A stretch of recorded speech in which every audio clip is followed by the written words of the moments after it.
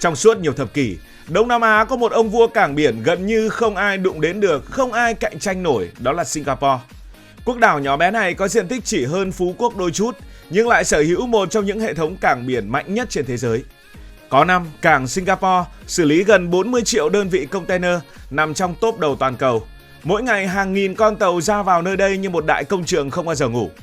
Điều đáng nói là Singapore không phải quốc gia sản xuất hàng hóa khổng lồ như Trung Quốc. Họ giàu lên chủ yếu nhờ vị trí địa lý và khả năng trung chuyển hàng hóa. Singapore giống như một bến xe trung tâm của thương mại toàn cầu. Hàng hóa từ khắp Đông Nam Á, trong đó có Việt Nam, thường phải đưa tới Singapore trước, rồi sau đó mới chuyển tiếp sang châu Âu, Mỹ hay Trung Đông bằng những siêu tàu container. Nhưng vài năm gần đây, một thay đổi lớn đang diễn ra. Việt Nam bắt đầu xây dựng và mở rộng hàng loạt cảng nước sâu có quy mô cực lớn, đủ khả năng đón những tàu container lớn nhất trên thế giới.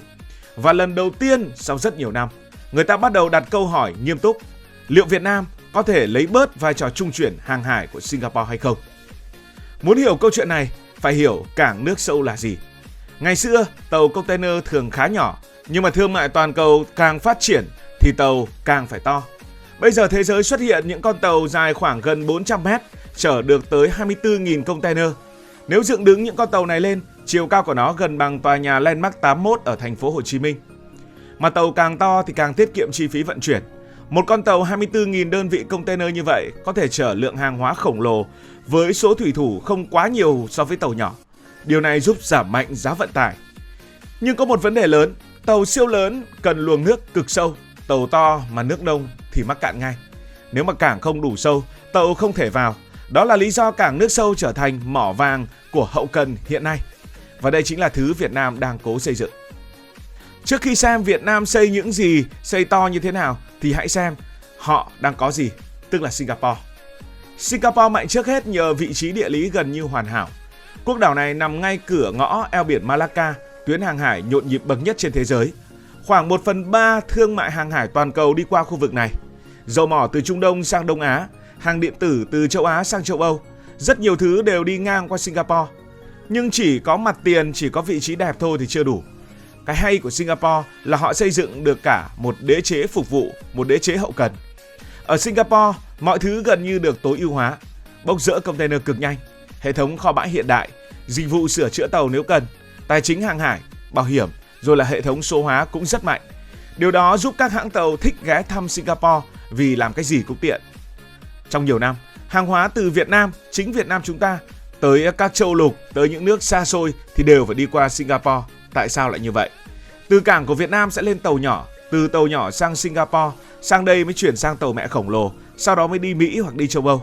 Bởi vì tàu nhỏ ở Việt Nam thì không đi xa được như thế, và đi thì cũng có năng suất không cao.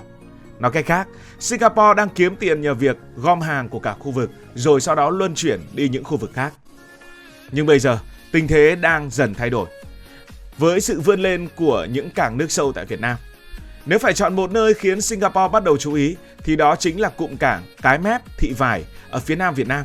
Nhìn trên bản đồ, cụm cảng Cái Mép, Thị Vải nằm ở tỉnh Bà Rịa Vũng Tàu cũ, nay thuộc thành phố Hồ Chí Minh mở rộng sau sáp nhập hành chính mới.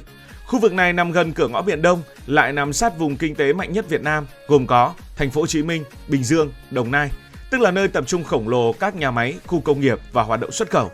Ở đây dùng một số đơn vị hành chính cũ. Điểm đặc biệt của Cái Mép là độ sâu tự nhiên rất tốt. Điều này cực kỳ quý trong ngành cảng biển. Có những nơi muốn làm cảng nước sâu thì phải nạo vét liên tục, tốn rất nhiều tiền. Nhưng Cái Mép có lợi thế tự nhiên hiếm có.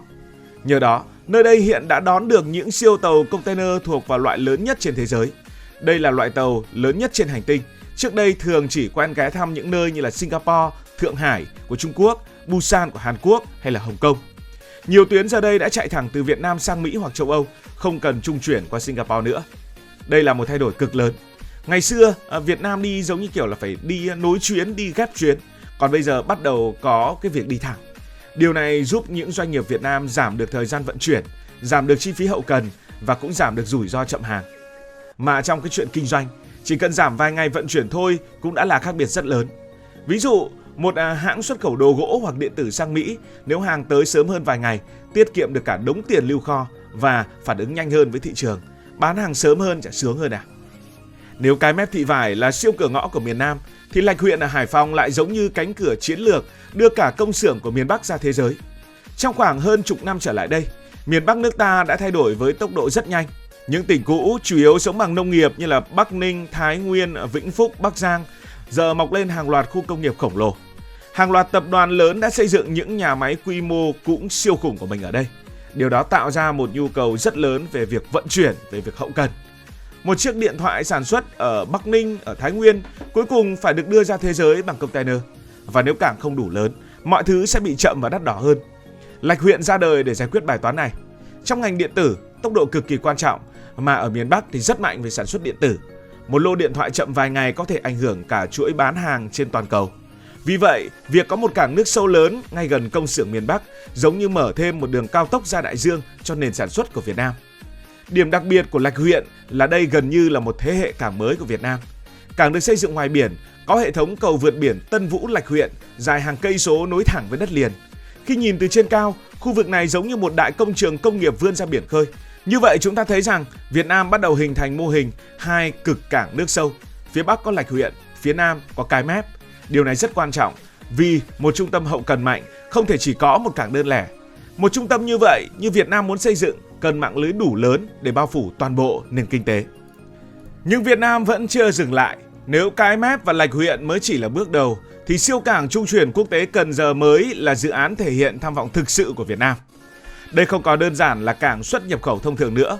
Mục tiêu là trở thành trung tâm trung chuyển quốc tế, cạnh tranh trực tiếp với Singapore và Malaysia. Quy mô của dự án này thì cũng rất lớn, tổng vốn đầu tư hơn 100.000 tỷ đồng, công suất thiết kế gần 17 triệu đơn vị container mỗi năm và có thể đón những con tàu lớn nhất trên hành tinh. Đây là quy mô thuộc vào loại rất lớn trên thế giới. Điều khiến người ta phải chú ý hơn cả là sự tham gia của MSC, hãng tàu container lớn nhất hành tinh. Chi tiết này rất quan trọng.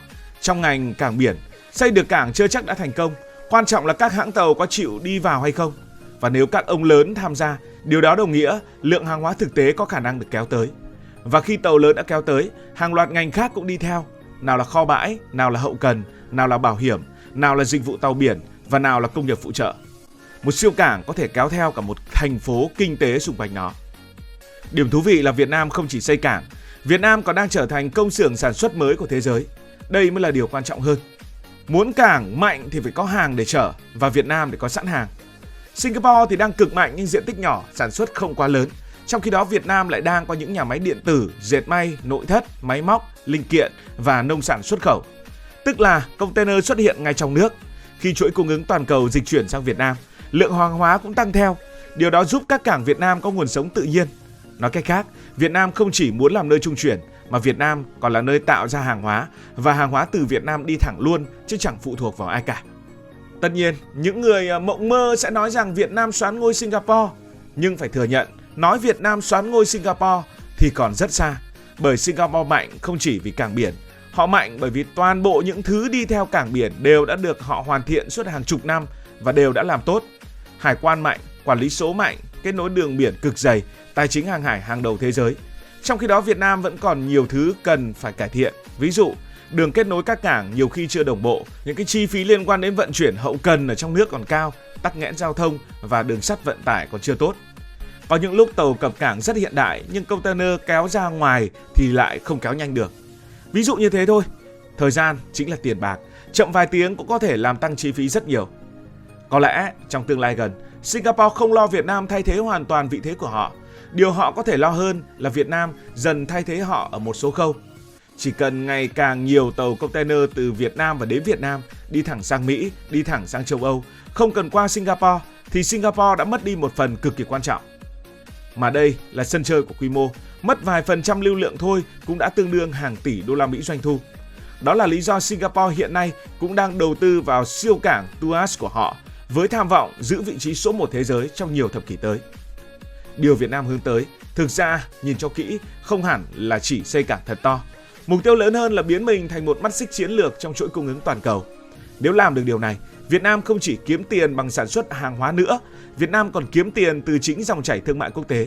Đó là lý do những cái tên như Cái Mép Thị Vải, Lạch Huyện hay cảng trung chuyển quốc tế Cần Giờ có vị trí cực kỳ quan trọng và có tầm vóc cực kỳ quan trọng. Bởi trong thế kỷ 21, Ai kiểm soát được hậu cần và tuyến vận tải biển, người đó sẽ nắm được một phần rất lớn về quyền lực kinh tế toàn cầu. Cảm ơn vì đã dành sự quan tâm cho video này. Nếu thấy hay, hãy nhấn nút like và đăng ký kênh. Hẹn gặp lại trong các video kế tiếp. Cảm ơn các bạn đã dành sự đồng hành cùng Hải Thanh Story. Đi qua những vùng đất, khám phá những điều mới.